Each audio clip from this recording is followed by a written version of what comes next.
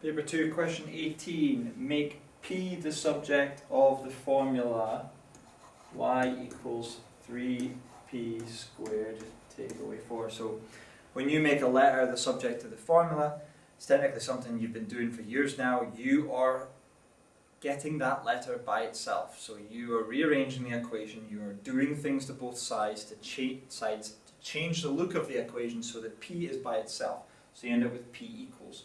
Now, because the p is on this side, you'll end up with something equals p. I'm not going to bother changing the sides. You do whatever you want. The key here is to look at p and inspect what's happening to it. So p is what you would have in your answer, and if you do sums to it, if you change it, you end up with this 3p squared take away 4. And as with any equation solving, you need to know the order in which these things are happening so that when you solve it, you know what stuff to get rid of first. Now, laws of BODMAS state that when you have a p, the first thing you do is square it. Squaring happens, or any indexes happen before any multiplying, adding, subtracting, or taking away. Once you've done that squared, then you would have this times 3 going on. So after you've squared it, you have a times 3 going on. And what you're left with after that is that you then take away 4.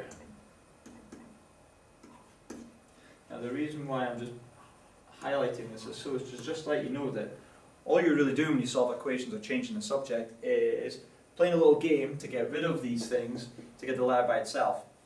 And in order to figure out the order, generally I would say that the stuff that's further away from the letter, you get rid of it first, so that's furthest away. But the problem is then you get up here and it's quite easy to forget which ones you need to get rid of or which one is closer. So talking about BODMAS here. P, you square it, then times 3, then take away 4, you end up with that thing like so. So if you want to go back the way, so that p is by itself, which effectively is the journey to the end, you need to undo all of these things, which means you need to add 4 to get rid of your take away 4, you need to divide by 3 to get rid of your times by 3, and you need to square root it. Okay, so what you're going to do is add 4 to both sides, tidy it up. Divide both sides by 3, tidy it up, square root both sides, tidy it up. We'll do that now. Add 4 to both sides. I end up with y plus 4 equals 3p squared, because all they've done is take each other out. I'm now going to divide both sides by 3.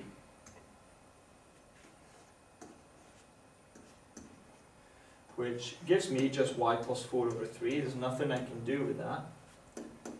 I'm now left with p squared.